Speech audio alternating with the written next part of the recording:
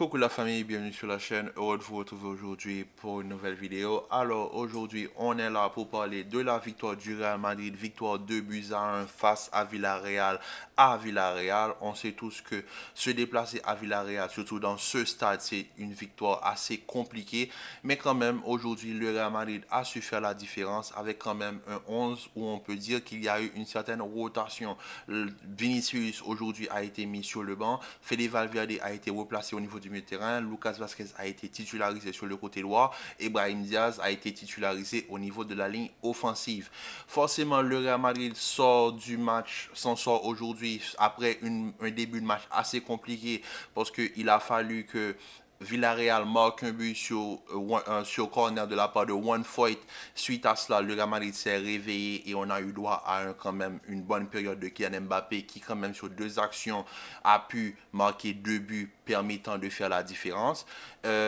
On sait tous que se déplacer à Villarreal, c'est pas un déplacement facile. Villarreal, c'est une équipe, surtout avec un Marcelino, avec son système 4-4-2 bien défini, que jouer face à Villarreal, c'est un match assez compliqué. Mais quand même, aujourd'hui, l'équipe du Real Madrid a su s'en sortir. Aujourd'hui, on a eu droit quand même à un très grand Thibaut Courtois dans les buts. Thibaut Courtois qui, avant même 30 minutes de jeu, avait déjà 5 arrêts décisifs à son actif, ce qui veut dire que Villarreal avait une certaine pression au niveau du Real Madrid. Mais quand on a Thibaut Courtois à ce niveau dans les buts, je pense que le Real Madrid pourra s'en sortir, peu importe la situation. Au niveau de la défense centrale, Tchouaméni, Asensio, c'était la paire qui a été alignée aujourd'hui. Premièrement, je vais rapidement passer sur Asensio. Asensio qui pour moi déjà à ce niveau, à cet âge, même quand il n'est pas forcément accompagné de défenseurs centrales de métier, on a quand même eu droit à un Asensio qui a été dans son football. Asensio qui pour moi est tout simplement et a déjà à cet âge le meilleur défenseur de cette équipe du Real Madrid à cette saison, bien sûr. Je répète, cette saison, pour moi, je pense que c'est le défenseur qui t'apporte malheureusement, heureusement, le plus d'assurance au niveau de l'aspect défensif du jeu.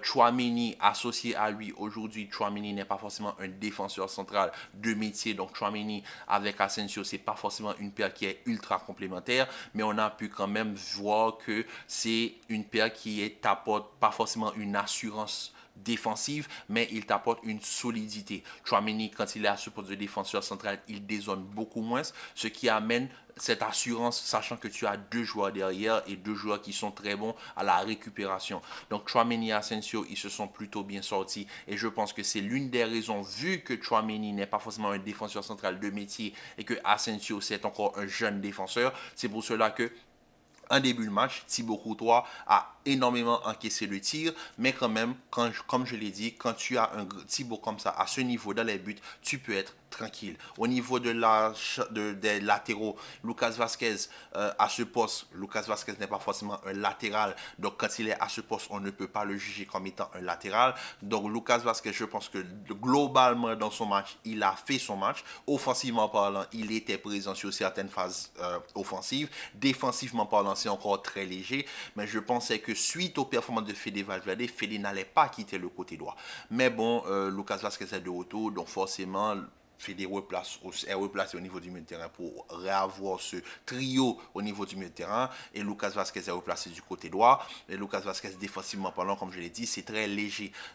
Par contre, du côté gauche, on a un Fran Garcia qui, comme je l'ai dit, s'améliore de match en match. Fran Garcia, franchement, top performance de sa part. Défensivement parlant, il récupère énormément de ballons. C'est sûr que c'est pas totalement rassurant. C'est pas le Ferland Mendy des grands soirs quand Ferland Mendy était Ferland Mendy. Malheureusement, mais Mendy est blessé, donc on n'aura pas Mendy pour le reste de la saison. Mais Fran Garcia, c'est un joueur qui progresse énormément du côté du Real Madrid. Offensivement, je pense que c'est un joueur qui peut apporter énormément du côté du Real Madrid. Mais bon, aujourd'hui, Fran Garcia, pour moi, c'est sur l'aspect défensif que je le juge. Surtout quand tu joues face à Villarreal. Et aujourd'hui, il a fait un plutôt bon match. Maintenant, on va pas se mentir, on a eu droit à énormément de retours de Rodrigo pour l'assister. C'est normal. Fran Garcia n'est pas forcément le meilleur défenseur gauche. Mais quand même, aujourd'hui, aujourd'hui, sur certaines phases, il a pu récupérer énormément de ballons. Et pour moi, avoir Fran Garcia sur le côté gauche, c'est rassurant pour le Real Madrid. Maintenant, quand on attaque la ligne du milieu de terrain, on a eu droit à un trio Fede Valverde, Camavinga et Bellingham.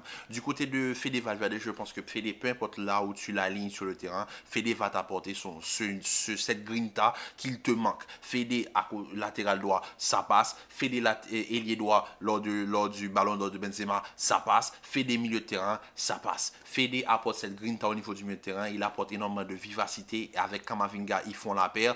Donc franchement, il n'y a rien à dire. Top match de la part de Fede Valverde. Même si je pense qu'il y a certaines actions où Fede aurait pu mieux faire. Mais Fede, on ne va pas le critiquer. C'est tout simplement le joueur le plus constant de cette équipe du Real Madrid. Camavinga, qui a été titularisé aujourd'hui, a joué un plutôt beau match. Camavinga, en apportant cet aspect de récupérateur, est capable de casser des lignes en amenant cette explosivité au niveau du milieu de terrain à la récupération, ce qui fait que tu sens que le milieu de terrain se portait beaucoup mieux quand tu as un Camavinga et Fede Valverde ensemble. Ils font ce rôle de piston où l'un arrive à compléter pour l'autre, à combler pour l'autre, pardon, et tu vois que ça t'amène cette stabilité à la récupération. Même si tu peux souffrir sur certaines phases de jeu où Villarreal s'est vraiment imposé dans la surface du Real Madrid, tu sens que quand tu as Fede Camavinga, quand tu récupères le ballon, ils vont pouvoir porter le ballon sur quelques mètres, permettant à la ligne offensive de jouer beaucoup plus haut. Donc quand tu as Camavinga avec Fede, ça t'apporte une certaine assurance.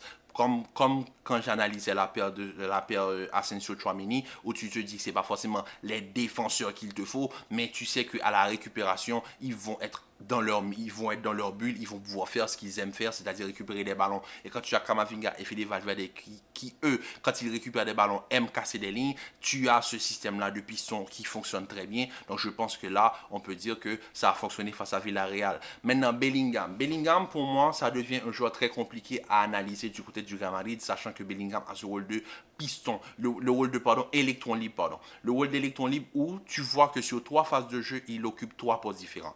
Parfois, il est milieu droit, parfois, il est milieu créatif, parfois, il est milieu gauche, parfois, il est attaquant de pointe, parfois, il est derrière Mbappé. Donc, et sur certaines phases, tu vois qu'il remplit son rôle de milieu de terrain, c'est-à-dire à être celui qui aide à la circulation du ballon, mais parfois tu vois que vu qu'il plonge énormément dans le dos de Kylian Mbappé et qu'il est énormément présent sur la ligne offensive, ce qui fait que le Real passe rapidement en 4-2-4, tu trouves qu'il y a un manque au niveau du milieu de terrain, surtout quand Camavinga et Fede Valverde n'arrivent pas à trouver de solution, ils sont obligés de repartir vers les côtés, parce que Bellingham a dézonné et Bellingham est parti à l'abordage. Mais quand même, Bellingham a joué un plutôt beau match aujourd'hui face à Villarreal, où je dis quand même, c'est un petit peu compliqué de juger Bellingham ces derniers temps, mais n'empêche qu'il a fait son match. Ensuite, on va terminer vers la ligne offensive avec un Kylian Mbappé qui a su tirer son épingle du jeu, qui sort aujourd'hui l'homme du match avec 2 buts à son actif. Kylian Mbappé qui, quand même, sur le premier but, a bien suivi et s'est bien placé, a senti le but. Je pense que Kylian Mbappé, c'est pour ça qu'il a été recruté au niveau du Real Madrid. Kylian Mbappé, depuis quelques années, termine quand même dans le top 5 des meilleurs buteurs européens. Donc, arrivé au Real Madrid, je pense que c'est pour cela qu'on l'a recruté. Et aujourd'hui, il le rend parfaitement meilleur buteur du Real Madrid cette saison. Il n'y a rien à dire. Aujourd'hui, on a vu qu'il a compris son rôle d'attaquant de pointe au niveau du Real Madrid. Ce n'est pas forcément le 9 typique comme un Erling Haaland ou quoi que ce soit, mais Kylian Mbappé a compris son rôle d'attaquant de pointe au niveau du Real Madrid.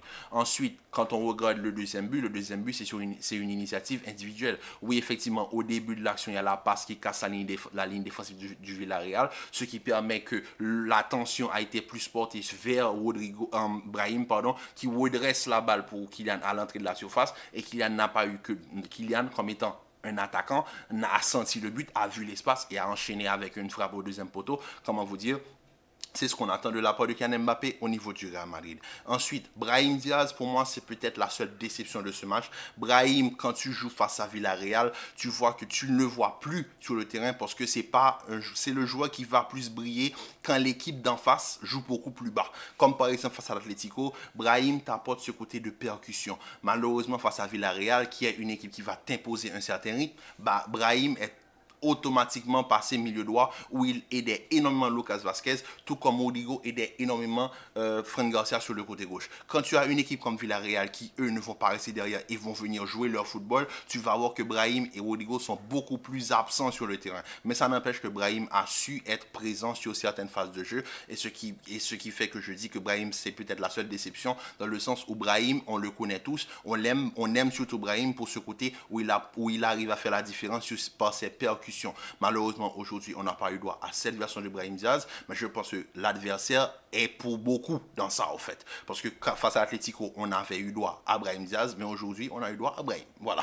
On a eu droit à une version où Brahim s'est sacrifié pour le collectif. Donc, c'est pour cela que je dis que c'est pas un mauvais match de sa part. Ça a été plutôt une bonne performance, mais je pense que Brahim peut mieux faire. Du côté de Rodrigo, il n'y a rien à dire. Rodrigo, c'est celui qui fait la différence. Rodrigo, c'est le joueur qui est toujours dans ses standards techniques. Il apporte ce côté de différentiel, non pas comme Vinicius ou qui va s'isoler sur un côté. Rodrigo, c'est le joueur capable de faire la différence dans les petits espaces. Et quand il n'a pas d'option, au lieu de vouloir de choisir l'option individualiste, Rodrigo, c'est plutôt le joueur qui va revenir en arrière. Et on l'a vu sur certaines actions, quand il n'avait pas de solution, il a fait un retour en arrière intelligent et ça fait toute la différence. Quand tu as Rodrigo sur le côté gauche et que tu sais que Rodrigo, non seulement c'est un joueur qui va se sacrifier pour l'équipe en faisant les retours défensifs, j'ai jamais vu Rodrigo jouer aussi bas. Parfois, dans les surfaces, j'ai vu Rodrigo qui était plus bas que Fran Garcia. Donc, Rodrigo, franchement, il est dans son match, il a fait son match et franchement, il n'y a rien à dire de la part sur Rodrigo.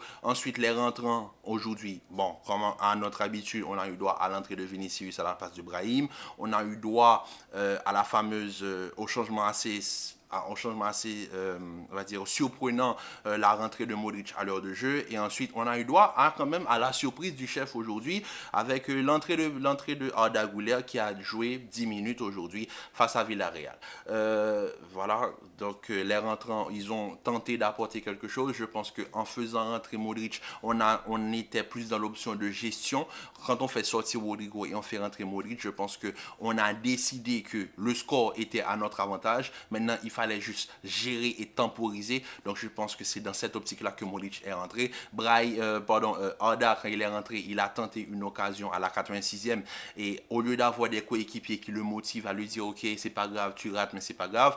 Bon, tu as tout le monde qui s'énerve parce qu'il n'a pas fait la passe, quoi. Bon, bref. Mais quand même, je pense que Arda a envie, à part le peu de temps de jeu qu'il a, à sortir son épingle du jeu. Et bon, il aurait pu mieux faire, mais malheureusement, je pense que c'est très compliqué de juger un joueur comme Arda Güler. Il n'a pas assez de temps de jeu. Peut-être que c'est de sa faute. Peut-être qu'à l'entraînement, il ne donne pas assez. Donc, pour cela, je pense que quand il rentre sur le terrain, il a toujours cette envie de montrer ce qu'il peut apporter. Mais je pense que le problème vient surtout du joueur. En fait, c'est pas forcément le staff, c'est surtout le joueur. En tout cas, du côté de Vinicius, quand il est rentré, il a fait du Vinicius, il a tenté des actions individuelles. Et voilà, quoi, c'est tout. Vinicius, il a tenté des actions individuelles, il a tenté de faire des différences par la vitesse. Malheureusement, aujourd'hui, ça n'a pas passé. Mais je pense que, bon, dans les prochains matchs, peut-être que Vinicius va se remettre en question. Vinicius va pouvoir s'insérer dans ce système du Real Madrid, un système quand même bien défini. Bon, sur ce, je pense qu'il n'y a pas grand-chose à dire. Une équipe qui a su s'en tirer aujourd'hui face à Villarreal. Une équipe qui a montré un esprit de solidarité, une équipe vraiment tous pour un pour tous et tous pour un. En tout cas, la famille, prenez soin de vous, commentez, likez, partagez, restez en pleine santé et on se dit à très vite pour une nouvelle vidéo.